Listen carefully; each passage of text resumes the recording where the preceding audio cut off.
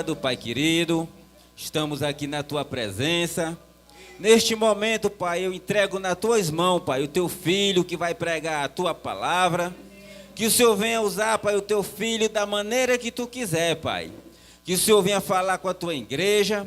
Coloca a palavra, Pai, na boca do Teu Filho. Ajuda o Teu Filho, Pai, em nome de Jesus. Amém, Senhor.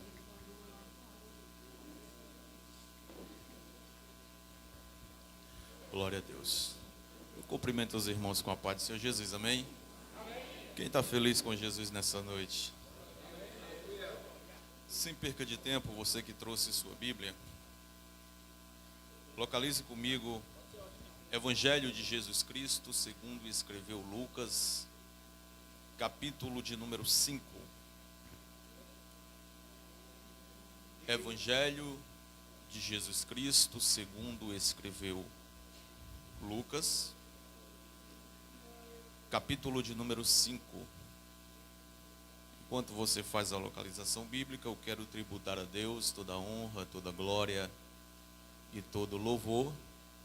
Por mais uma vez, Ele nos está dando a oportunidade de estar sendo o garçom da sua noiva nessa noite. Quero desde já louvar a Deus pela vida do pastor Gilberto, que nos fez o convite. Deus abençoe de uma forma poderosa. Quero louvar a Deus também pela sua vida que aqui se encontra nessa noite. Meu amigo Gerardo, que ali está nos acompanhando, que Deus abençoe de uma forma rica e poderosa.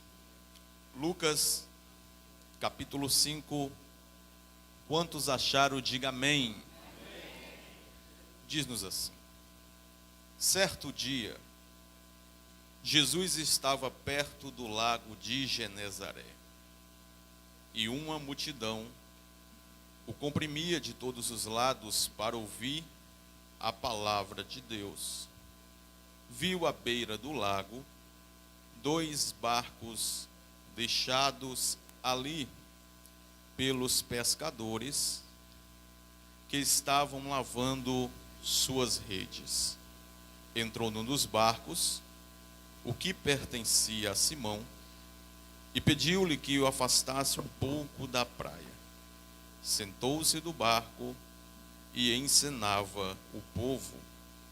Tendo acabado de falar, disse a Simão: vá para onde as águas são mais profundas, e a todos lancem as redes para a pesca.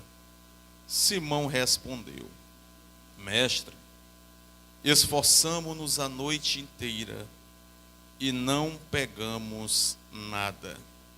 Mas, porque és tu quem está dizendo isto, vou lançar as redes. Quando o fizeram, pegaram tão quantidade de peixe que as redes começaram a rasgar-se. Versículo 7. Então fizeram sinais aos seus companheiros num outro barco, para que viessem ajudá-los. Eles vieram, encheram ambos os barcos, a ponto de começarem a afundar. Amém? Meus amados, queridos, noiva do Cordeiro, estamos diante de um texto muito conhecido daqueles que são amantes da palavra de Deus. E este texto, ele narra um milagre conhecido pela sua epígrafe como a pesca maravilhosa.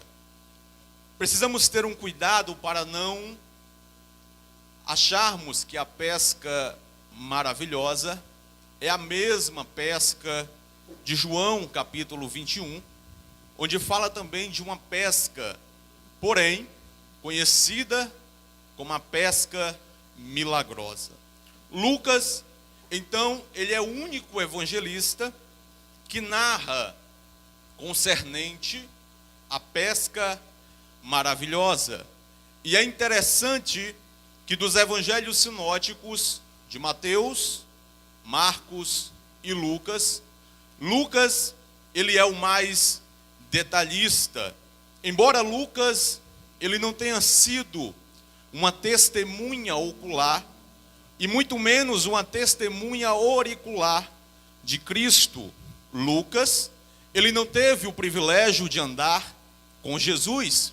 Porém, Lucas, ele teve o privilégio de andar com um dos maiores missionários, um dos maiores fundadores de igreja que já passou sobre esta terra.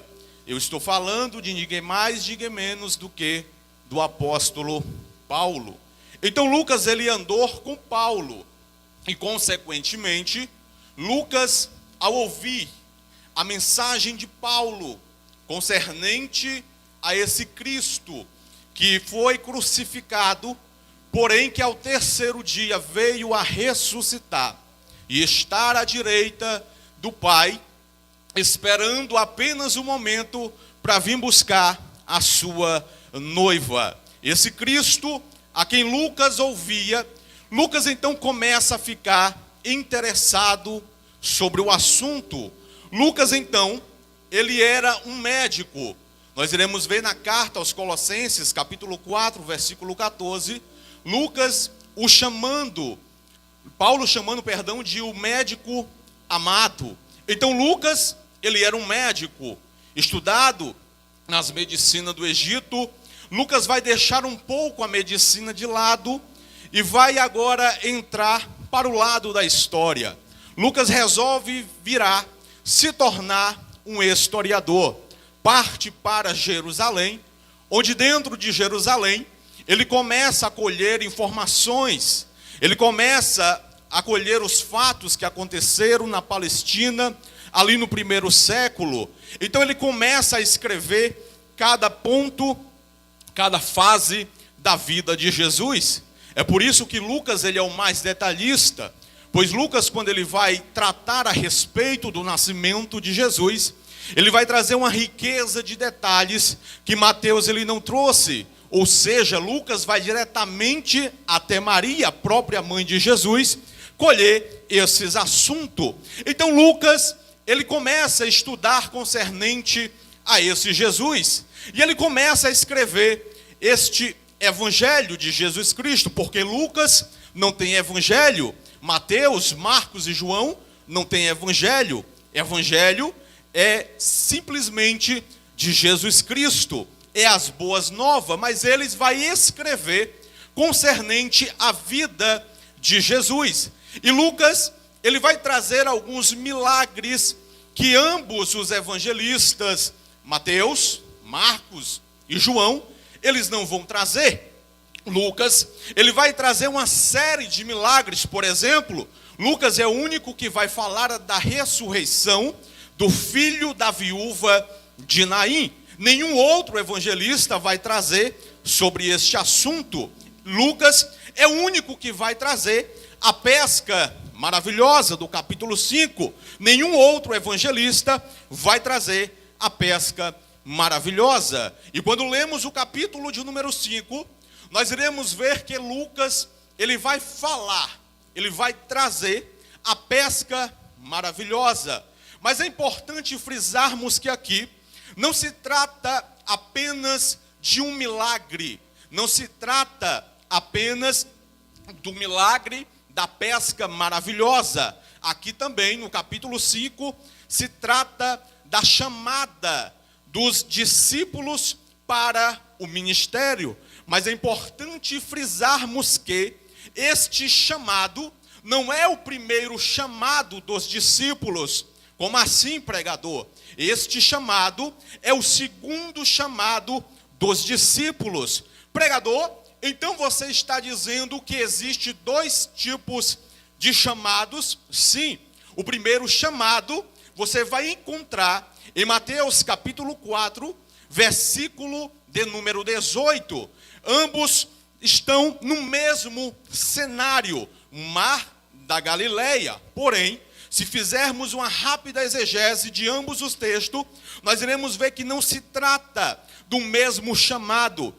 Como assim, pregador? Vou te explicar. A Bíblia diz em Mateus 4:18 que Jesus está passando junto ao mar da Galileia. Lucas, no capítulo 5, diz que Jesus também está caminhando às margens do mar da Galileia. Porém, existem diferenças. Primeiro, Lucas, ele vai tratar a respeito de uma multidão. Mateus, ele não fala de multidão. Ele narra que apenas Jesus estava passando. Até porque Jesus está no início do seu ministério.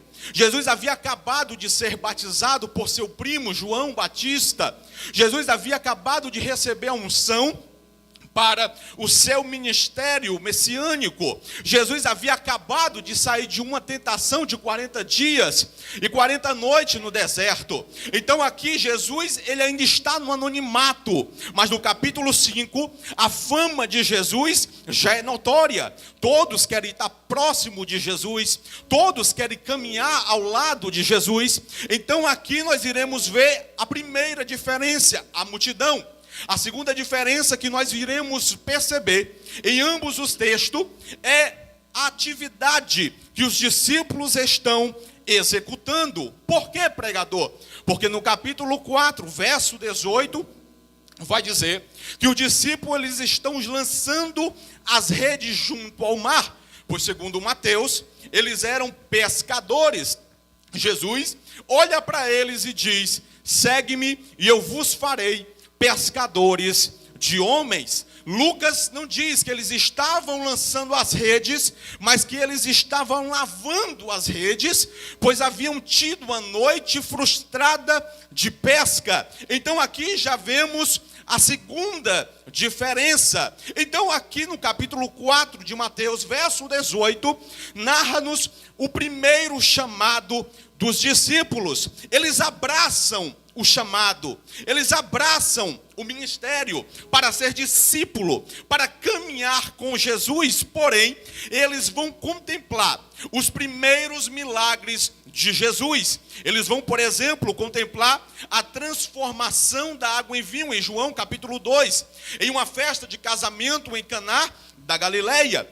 Eles vão contemplar também Jesus em um sábado entrando dentro de uma sinagoga, pregando com unção, com autoridade e com poder. E a Bíblia diz que naquele culto um demônio se manifesta. Jesus com unção, poder e autoridade simplesmente repreende. O demônio sai.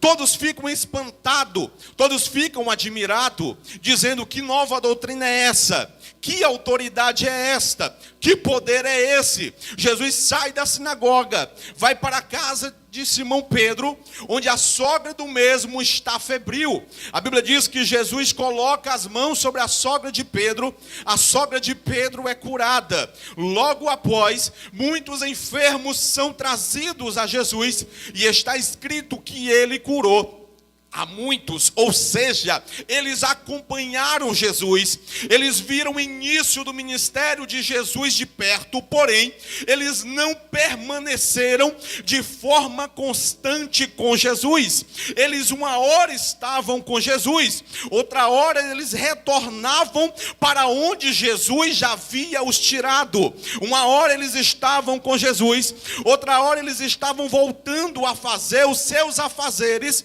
a qual Jesus já havia os tirado. E Jesus, ele não nos chamou para estarmos divididos. Jesus não te chamou para estar dividida. Jesus nos chamou para uma obra e para permanecer junto dele. Você pode olhar para alguém que está do seu lado nessa noite e dizer para ele: Jesus não te chamou para estar dividido. Jesus te chamou para estar com ele, porque ele tem uma grande obra para fazer por intermédio da tua vida. Então não volte para onde Jesus já te tirou. Então não retorne para onde Jesus já te arrancou. Jesus te chamou para estar com ele. Eles seguem a Jesus, só que uma hora eles estão com Jesus, outra hora eles estão voltando para a pesca. E quando a gente lê o capítulo 5, nós iremos perceber isso diretamente. A Bíblia diz agora que Jesus está passando, caminhando junto ao mar da Galileia, junto ao mar da Galileia. E o texto vai dizer que agora existe uma grande multidão. E esta multidão, ela está faminta. Só que a fome da multidão não é de alimento. A multidão está sedenta. E a sede da multidão não é de água, é de ouvir a palavra de... Eles começam a apertar Jesus. A fama de Jesus é notória. Todos querem estar perto de Jesus. Todos querem receber milagre de Jesus. Todos querem receber aquilo que Jesus tem para entregar. Só que nesse dia a multidão quer ouvir a palavra. A multidão começa a apertar Jesus. E Jesus, quando começa a ser pressionado, ele procura logamente uma saída para alcançar uma multidão sem ser comprimido, sem ser apertado. E a Bíblia diz que ele olha e vê 2 barcos. Quantos barcos? Quantos barcos? E dos 2 barcos que Jesus viu, ele vai entrar em apenas um barco. Jesus vai entrar em um único. Mas deixa eu te dizer uma coisa aqui. Junto ao lago de Genezaré, segundo a geografia da época, diz que havia aproximadamente cerca de 10 cidades. Quantas cidades? Com uma população estimada de 150 mil habitantes. E esses 150 mil habitantes, segundo o comentarista russo Norman Champlin, vai dizer que eles dependiam da indústria da pesca. Era como se fosse ali o Mucuripe. Depois ali da... Como é que se chama ali? Mercado dos Peixes. Quando você vai no mercado dos peixes, você vai mais adiante, você vai encontrar uma grande variedade de embarcações, sim ou não? Tanto barcos na praia, como barcos na água. Esse é o cenário do mar da Galileia. Havia tanto embarcações, presbítero Osiel, na água quanto na areia. Havia uma grande variedade de embarcações para Jesus escolher. Mas Jesus escolheu o barco de Simão. De Simão. Sabe por quê? Porque Jesus, ele nunca vai desistir de você. Diga para quem está do seu lado nessa noite: Jesus nunca vai desistir de você. Você pode até estar em 2 pensamentos. Você pode estar até uma hora com Jesus, outra hora voltando a fazer aquilo que não era para você fazer mais. Mas Jesus está dizendo: eu não desisto de você. E eu te trouxe nessa noite aqui para te dizer que, independente das tuas falhas, independente daquilo que você está vivendo, eu escolhi você e eu quero usar você para esta geração. Eu quero usar o teu barco. Mas pregador, existem embarcações melhores. Mas Jesus foi com a tua cara e disse: eu quero usar o teu barco. Existem embarcações com uma oratória melhor. Mas Jesus está dizendo: eu escolhi o teu barco, eu vou usar o teu barco. Jesus entra dentro de um barco. E o barco é de Simão. O barco é de Simão. Jesus entra num barco. E naquele dia Jesus usa o barco de Pedro como um púlpito. Jesus começa a pregar. Eu não sei qual foi o sermão que Jesus pregou naquele dia. Eu não sei qual foi o ensinamento que ele trouxe, mas ele começa a ensinar. A multidão está faminta, está sedenta. Jesus começa a pregar. Agora sabe o que é interessante? É porque depois da mensagem, depois que Jesus termina de pregar, a Bíblia diz que Jesus olha para Simão Pedro e diz assim: Pedro, agora pega o teu barco e leva para onde as águas são mais. Para onde as águas são mais. Se você observar no versículo anterior, Jesus entra dentro do... Se o barco é de Pedro, literalmente Pedro precisa da permissão para Jesus entrar e usar o seu.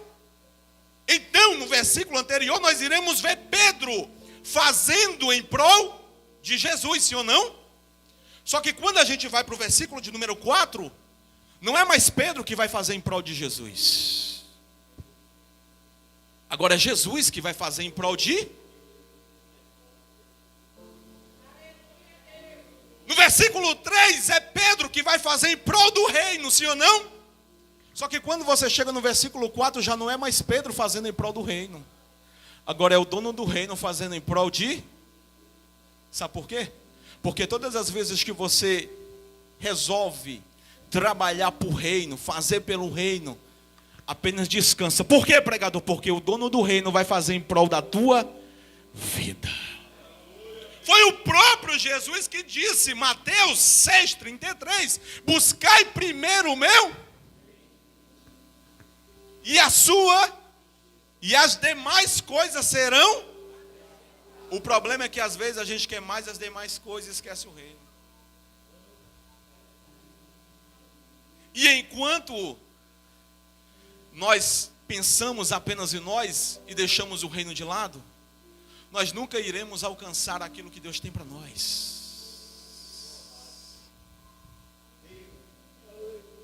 Mas pregador, você não sabe o que é que eu estou passando, mas Jesus sabe. A porta está fechada, continua trabalhando para o reino. A doença bateu na porta, Jesus está dizendo, continua fazendo pelo reino. Deixa eu te contar uma história aqui. Lembra de João capítulo 6? A Bíblia diz que Jesus chama os discípulos. O ministério está corrido. Todos querem estar próximo de Jesus. Jesus não tem tempo para se alimentar com os discípulos. Jesus olha para os discípulos e diz, olha, vamos tirar um tempo para nós. Vamos para um lugar deserto, vamos se alimentar. A Bíblia diz que eles foram, só que tem um detalhe. A multidão vai atrás de Jesus. E quando Jesus chega num lugar deserto, Jesus levanta a sua visão. E quem é que está lá? A multidão. Agora olha o detalhe. Quando Jesus olha para a multidão, ele viu a necessidade da multidão. Ele viu algo que os discípulos não conseguiam ver. E o que foi que eles viram? A necessidade da multidão. E qual era a necessidade da multidão? Fome. A multidão necessitava de alimento. Ninguém viu, mas Jesus olhou e... Diga para quem está ao seu lado, Jesus conhece as tuas necessidades. Jesus, ele conhece essa porta fechada.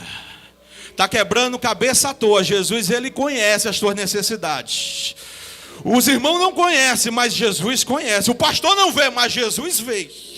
E quando Jesus olha para a multidão, ele vê que a multidão está faminta. Ele olha para um dos discípulos por nome de Filipe. Qual é o nome dele?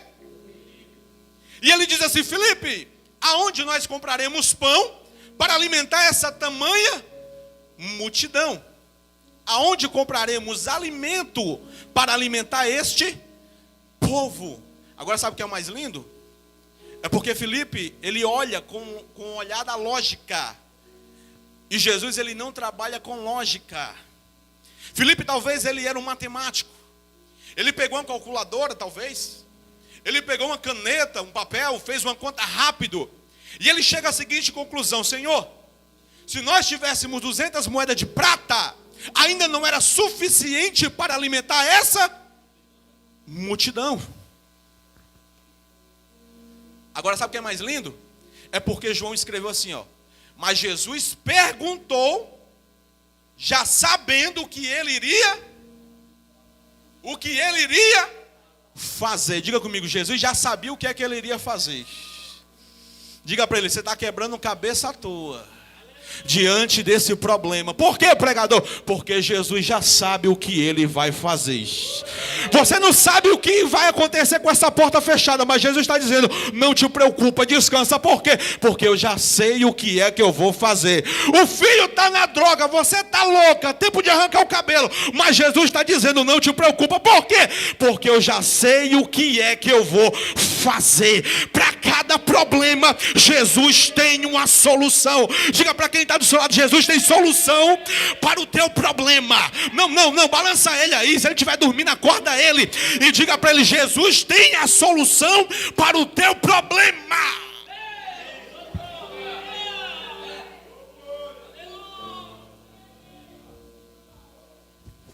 Ele já sabia o que ele iria fazer. Ele já sabe, ele já tem uma carta debaixo da manga e você não está percebendo. Então para de se preocupar. Aí a Bíblia diz que Filipe olha para Jesus e diz, Senhor, se nós tivéssemos 200 moedas de prata, não era suficiente para alimentar o povo.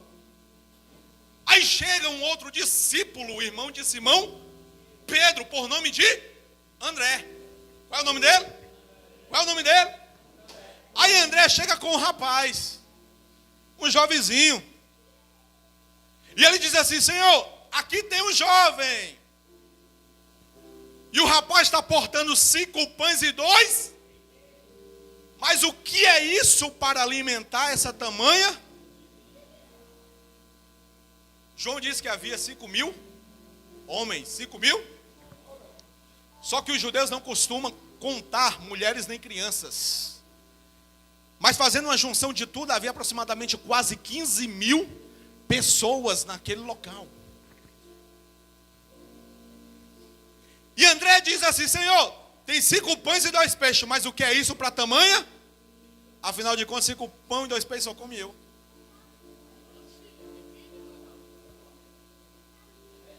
Agora imagine só, 5 pães e 2 peixes alimentar 5.000 homens, fora crianças e...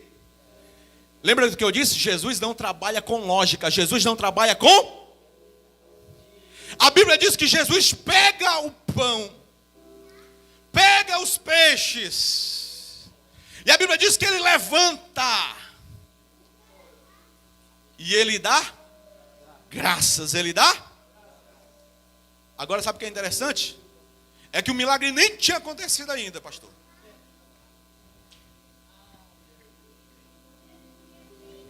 Mas Jesus já estava agradecendo. Ninguém estava vendo nada, mas Jesus já estava. Diga para quem está do seu lado nessa noite: você não está vendo nada. Diga para ele: aparentemente as coisas ainda estão da mesma forma, do mesmo jeito que quando você saiu de casa. Mas diga para ele: já pode começar a agradecer. Por quê? Porque tem milagre de Deus chegando para a tua vida, tem milagre de Deus chegando para a tua família, tem milagre de Deus chegando para a tua casa, para o teu casamento, para o teu ministério. Pode começar a agradecer.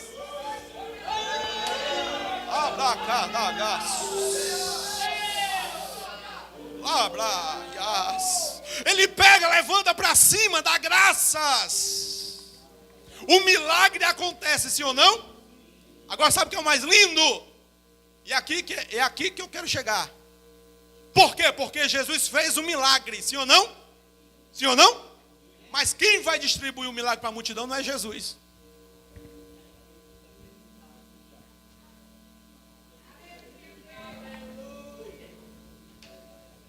Jesus multiplicou pão e peixe, sim ou não? Mas quem vai distribuir o pão e peixe não é Jesus. Jesus pega os pães, pega os peixes, manda o povo assentar-se sobre a relva, entrega os pães e os peixes, os cestos, na mão dos discípulos e diz: agora vocês vão passar e vão entregar para cada um. Quem fez o milagre? Quem fez o milagre? Mas quem vai distribuir o milagre?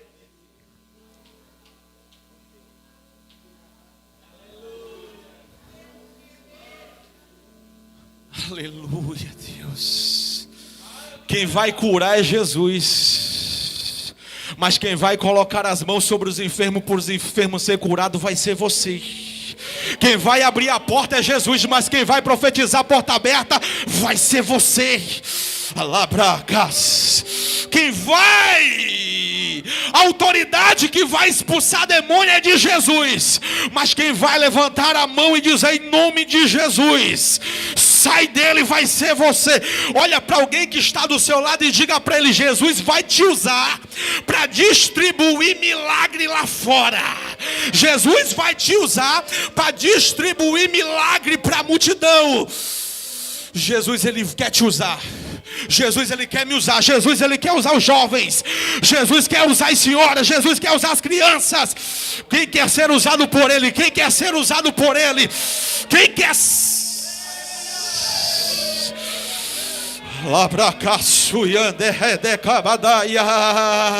Não se assuste se a partir dessa noite você começar a colocar a mão sobre os enfermos e os enfermos serem curados.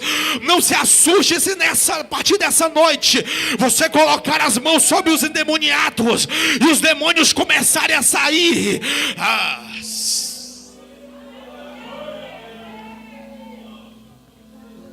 Jesus quer te usar. Diga para alguém nessa noite: Jesus quer te usar para distribuir milagre. Diga para ele: Jesus quer te usar para distribuir milagres. Os discípulos, eles começam a passar. Eles distribuem o pão e o peixe. Agora sabe o que é o mais lindo? É porque eles retornam. E quando eles retornaram, Jesus olha para eles novamente. É aqui que eu quero chegar. E Jesus olha para eles e diz: agora vocês vão passar novamente. Só que tem um detalhe. Agora vocês não vão mais distribuir. Agora vocês vão colher. Vocês vão para que nada se... Eles passaram, pastor Gilberto. Está escrito em João, capítulo 6, que quando eles passaram, eles voltaram com 12 cestos cheios de... 12 cestos cheios de... Quantos cestos? Quantos cestos? A pergunta que não quer calar é: quantos discípulos Jesus tinha?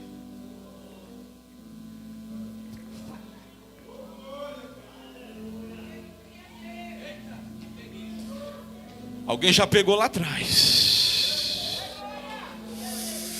Pregador, se eles escolheram 12 cestos cheios de pão e Jesus tinha 12 discípulos, isso significa que para cada discípulo sobrou um cesto cheio de...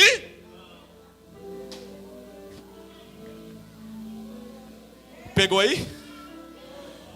Pegou não? Vou resumir. Enquanto você está trabalhando para o reino, enquanto você está fazendo em prol do reino, o dono do reino já preparou um cesto cheio. Diga para quem está do seu lado: não te preocupa. Continua trabalhando, continua fazendo, continua evangelizando, continua pregando, continua louvando, continua visitando. Mas pregador, a dispensa está vazia. Jesus está dizendo: quem vai encher a dispensa sou eu. Pregador, a porta está fechada. Jesus está dizendo: não te preocupa. Por quê? Porque quem cuida das tuas necessidades sou eu. Enquanto você está trabalhando, eu já tenho um cesto cheio preparado para você. Tem glória a Deus aí? Tem glória a Deus aí? Olhe para cá. Voltando para o texto. Lucas capítulo 5. Pedro então empresta o barco para Jesus. E Jesus olha para Simão Pedro e diz: Pedro, já que você emprestou o seu barco para mim, agora eu quero fazer por vocês. Peguem um barco e leve para onde as águas são mais. Até aqui tudo ok. Os discípulos pegaram a embarcação e levaram para onde as águas são mais. Agora o problema não está aqui. O problema está quando Jesus fala assim: agora lancem as redes para pescar.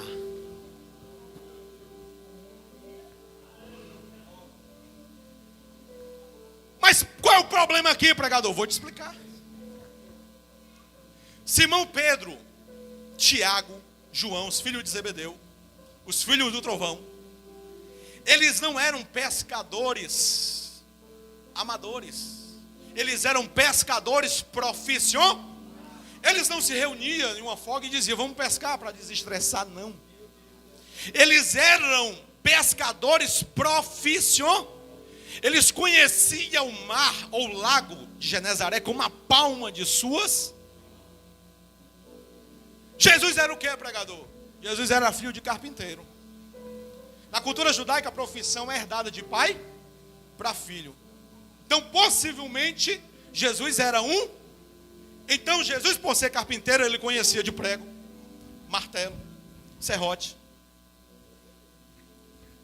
Agora, de pesca. Mas por que você está dizendo isso, pregador? Vou te explicar.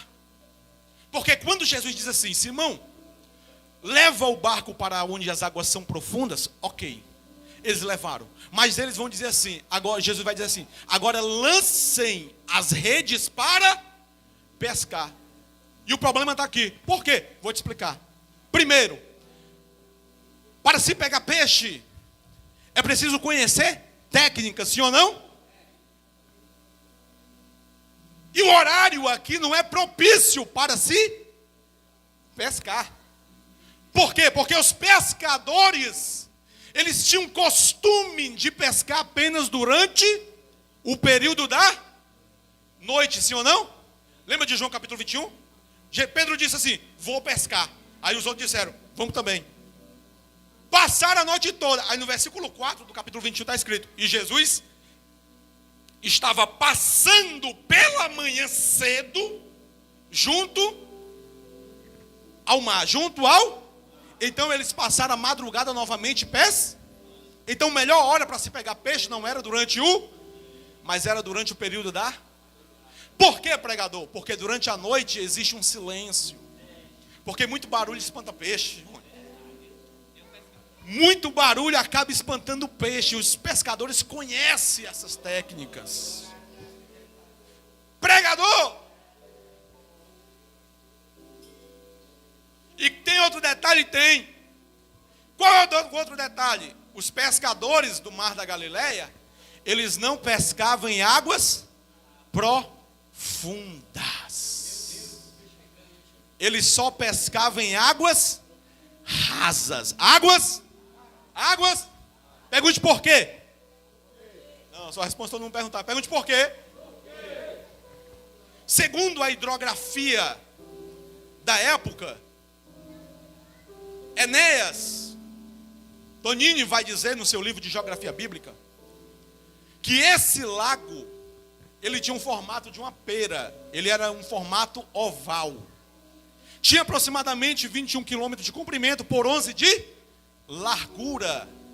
E ele diz que esse lago, ele era dividido em duas partes. Quantas partes? Primeira parte em águas rasas. Segundo ele, vai dizer que chegava de 4 a 5 metros de profundidade. E águas profundas, que chegava de 45 a 50 metros de profundidade. E a hidrografia da época vai dizer que às margens desse lago havia uma grande planície fértil, e essa planície, olhe para cá, era responsável pela alimentação dos peixes, Então, se tem alimento no raso, o peixe o quê, Rony? Peixe vinha. E os pescadores, eles conheciam essa técnica. O peixe fica em águas rasas, porque tem alimento em abundância. Mas Jesus diz assim, pega o barco, leva para onde as águas são. Por quê? Porque é difícil pegar peixe em água profunda. Quer pegar peixe? Vai para a água rasa. É por isso que Simão Pedro vai dizer assim, Senhor, passamos a noite toda, melhor horário para se pegar, não pegamos nada. Mas tem um detalhe, sob a tua palavra, sobre o que é a tua? Sobre a tua lançaremos as... Agora aqui eu vejo duas coisas. Quantas coisas? Primeiro, aqui eu consigo observar confiança. Diga comigo, confiança. Pregador, o que é confiança? É fé. Pedro vai mostrar fé, sim ou não? Sob a tua... É a segunda coisa que eu posso observar aqui, obede. Porque Simão Pedro disse assim, sobre a tua palavra lançaremos as...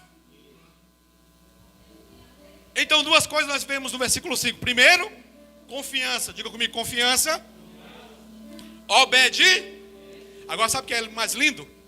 É porque na matemática de Deus, quando se junta confiança, ou seja, fé, mais obediência, sabe qual é o resultado? Versículo 6. E fazendo isto, colheram uma grande quantidade de. Mas pregador, você disse que não tem peixe em águas profundas, é verdade. Só que quem obedece e quem confia não precisa correr atrás de peixe.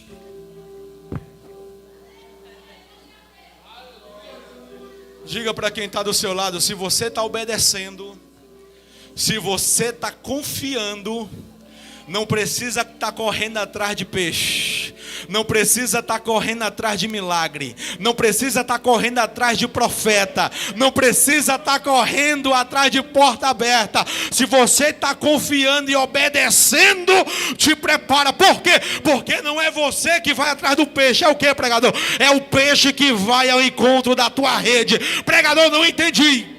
Traduza, pregador. Vou te dizer, quem obedece, quem confia, não corre atrás de milagre. Por quê? Porque é o milagre de Deus que vai ao teu encontro. O problema é que você corre demais atrás de milagre. O problema é que você corre atrás demais de profeta. Foi o próprio Deus que disse, Isaías capítulo 1 versículo 19: se vocês estiverem dispostos a me obedecer, vocês comerão o melhor dessa. Se você estiver disposto ao quê? Ao quê? Diga para quem está ao seu lado, o segredo é um só. Quer vivenciar milagre de Deus? Diga para ele, pega a senha nessa noite: confiança e obediência.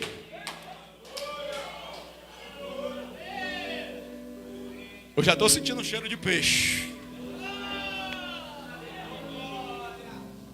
Eu já estou sentindo um cheiro de cardume. Tem milagre de Deus chegando para a tua vida.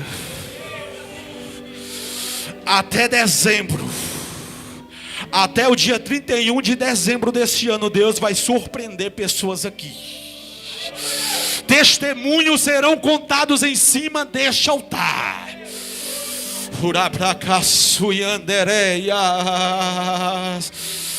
Eu não sei o que é que você está pedindo, o que é que você está orando, mas Deus está dizendo, continua apenas obedecendo e confiando. Por quê? Porque tem um tempo novo chegando para a tua vida, para a tua história, para a tua família, para a tua casa, para o teu ministério. Se tu acredita nessa palavra, levanta a tua mão e dá um brado de glória para estremecer. Fica de pé nessa noite. Fica de pé nessa noite. Eles lançaram.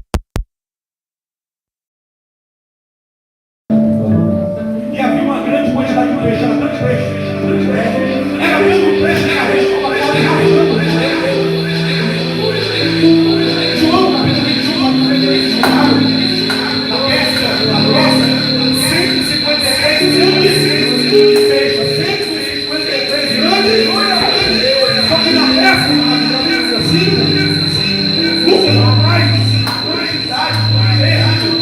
a Bíblia diz que era muito e a rede era quase zero.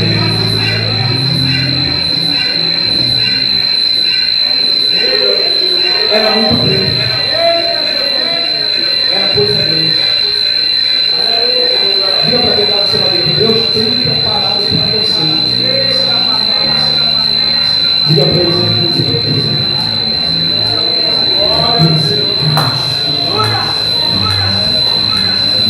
e alguém essa noite para confessar o nome do Senhor Jesus?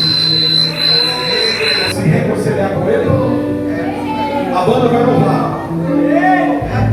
Você que quer se reconciliar nessa noite, ou você que quer confessar o nome do Senhor Jesus nessa noite, você tem liberdade de vir.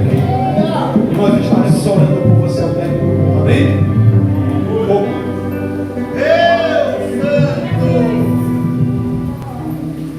Toma nas tuas mãos, Deus. Aleluia. Santo Deus.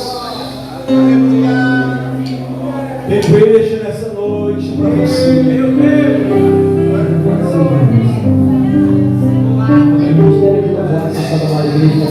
Amém?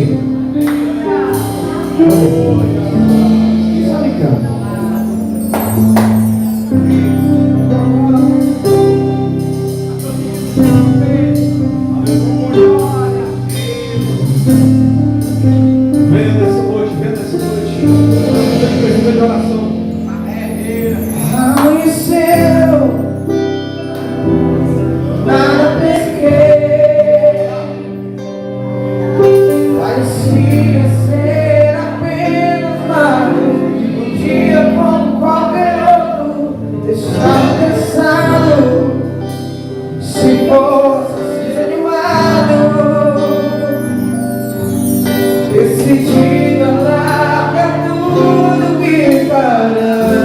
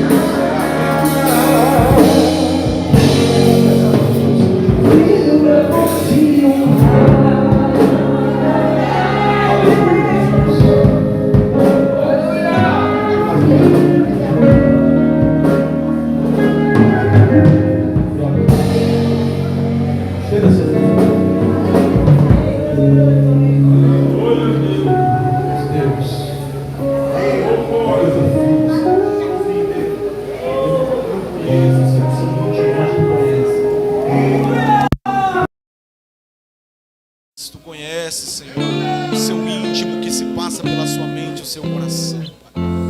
Pai, te apresento ele nesse momento, Senhor da glória. O teu servo, Senhor, já profetiza, Senhor, um renovo na vida dele, Senhor. Já profetiza, Senhor, a transformação, Senhor, de uma forma poderosa, Pai. E que o Senhor venha usá-lo, Senhor, como o Senhor já usou um dia, Senhor. Em nome de Jesus Cristo, Pai. Em nome de Jesus Cristo, Senhor. Todo o mal contra a vida do teu filho, Senhor. Em nome de Jesus Cristo, nós repreendemos. Em nome de Jesus Cristo, Pai. Em nome de Jesus. Renova, Senhor, a aliança com ele nessa noite. Em nome de Jesus, Pai. Faz a obra. Em nome de Jesus, Senhor. Te apresenta a tua igreja, a tua noiva, meu Senhor. Toma cada um das tuas mãos, Pai, do altar até a portaria, Senhor. Abençoa cada um, Senhor. Dá uma semana abençoada, Senhor. Nos guarda, nos livra, nos protege, Senhor, de todo mal. Fica conosco, em nome de Jesus. Amém. Graças a Deus. Continue de pé. Quem está feliz pela palavra, diga amém. Obrigado, diácono Robson. Aleluia, estamos felizes. A paz do Senhor, meu irmão, fica vindo. Deus da vitória. Depois a gente pega o nome dele para a gente ficar orando, né? Uma reconciliação. Nosso irmão, aleluia. Amanhã, se Deus permitir, nós temos a nossa reunião só com dirigente e congregação amanhã, viu? Foi muitas festas esses dias, congresso.